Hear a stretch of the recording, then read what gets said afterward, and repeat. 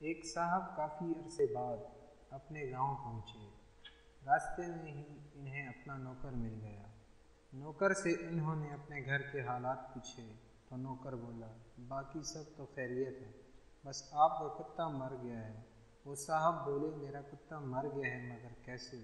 جناب وہ آپ کے مرے ہوئے گھوڑے کا گوشت کھا کر کیسے زندہ رہ سکتا تھا؟ تو میرا گھوڑا بھی مر گیا، بھوک سے مر گیا جناب، بھوک سے۔ مگر میں تو تمہیں اس کے راشن کے لیے پیسے دے کر گیا تھا، وہ کہاں گئے؟ وہ تو آپ کی والدہ کے کفن پر لگ گئے۔ تو کیا میری والدہ کا بھی انتقال ہو گیا ہے؟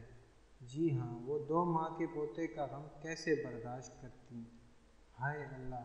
تو کیا میرا بچہ بھی مر گیا ہے؟ جی ہاں صاحب، ماں کے بغیر بھلا بچہ کیسے زندہ رہتا؟ تو میری بیوی بھی چل بسی، جناب گھر کی چھت گری تھی، وہ کیسے بچتی؟ اف خدایا، کچھ بچا بھی ہے؟ جی ہاں، میں بچا ہوں اور صحیح سالم آپ کے سامنے کھڑا ہوں۔ یہ لطیفہ، یہ کہانی مجھے اپنی سی لگتی ہے۔ مجھے یوں لگا جیسے اس میں میرے ہی وطن عزیز کی کہانی بن گئی ہے۔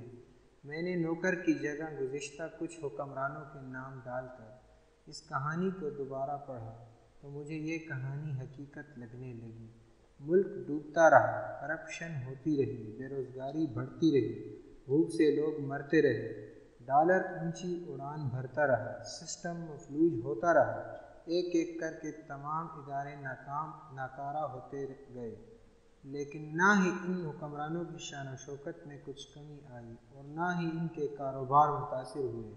یہ صحیح سالم رہے اور ملکی وسائل کو ڈکارتے رہے، ملک غریب ہوتا رہا اور یہ امیر ہوتے گئے۔ نہ انہیں اس گھر کے مکینوں سے کچھ دلچسپی تھی اور نہ ہی اس گھر کے در و دیوار سے۔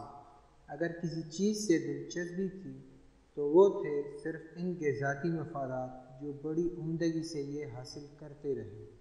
حکمرانوں کے انتخاب میں ہمیں کم از کم وہ معیار تو رکھنا چاہیے جو ہم گھر کے ایک اچھے چوکیدار یا سیکیورٹی گارڈ کو منتخب کرتے وقت رکھتے ہیں۔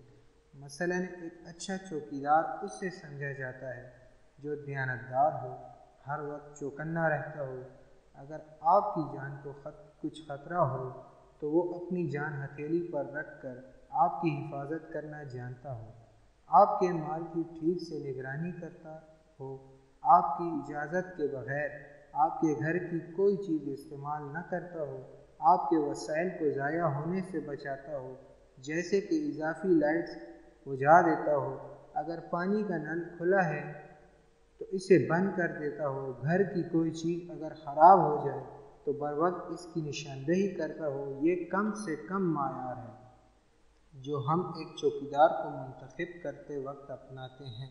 اس کے علاوہ اگر وہ چوکیدار پڑھا لکھا ہو تو سونے پہ سہاگا تصور ہوگا، اور اگر دیندار بھی ہو تو یہ آپ کی خوش نصیبی ہوگی۔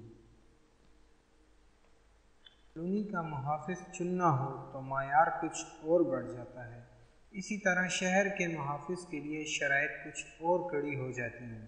لیکن جب بھی اس پیارے گھر پاکستان کے نگہبان چننے کی باری آئی، ہم نے غفلت برتی اور نااہل ترین محافظوں کو چنتے چلے گئے جنہیں اس گھر کی حفاظت کا کوئی احساس نہ تھا۔ ہم بار بار دھوکہ کھاتے رہے۔ ہم اس گھر کے تحفظ کی ذمہ داری ایسے ملازموں کو سونپتے گئے جو اپنی آنکھوں سے اس گھر کی تباہی اور بربادی کا منظر دیکھتے رہے لیکن خود بالکل محفوظ رہے۔ الیکشن میں 2 دن باقی ہیں۔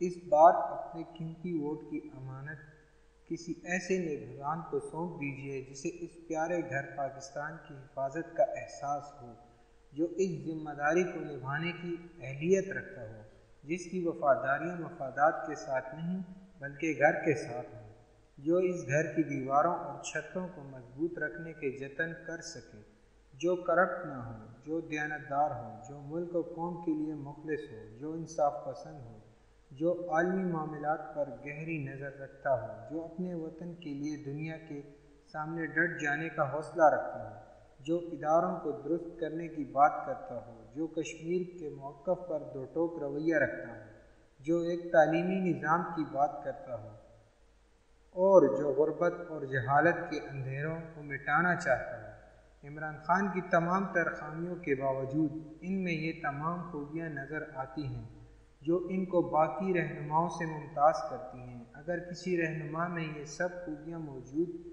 ہوں تو اس شخص کی ذاتی زندگی کی خامیوں کو نظر انداز کیا جا سکتا ہے۔ یہ بھی نظر انداز کیا جا سکتا ہے کہ اس شخص کے ارد گرد الیکٹیبلز کا جھرمٹ ہے۔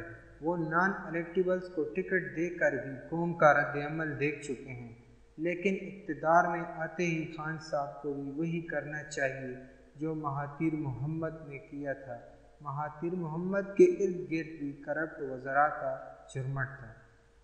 چونکہ وہ خود کرپٹ نہیں تھے، اس لیے اقتدار میں آتے ہی انہوں نے قانون سازی کے ذریعے سب کرپٹ وزراء کو کیفر کردار تک پہنچا دیا۔ اس کی تفصیل ان کی خود نوشت اے ڈاکٹر ان دی ہاؤس میں دیکھی جا سکتی ہے۔ دوسرا یہ کہ خان صاحب کو آئندہ الیکشن سے پہلے الیکٹرانک ووٹنگ سسٹم بھی متعارف کروا دینا چاہیے، جس کا مطالبہ خود خان صاحب کرتے رہے ہیں، تاکہ دھاندلی کے الزامات ہمیشہ کے لیے ختم ہو جائیں۔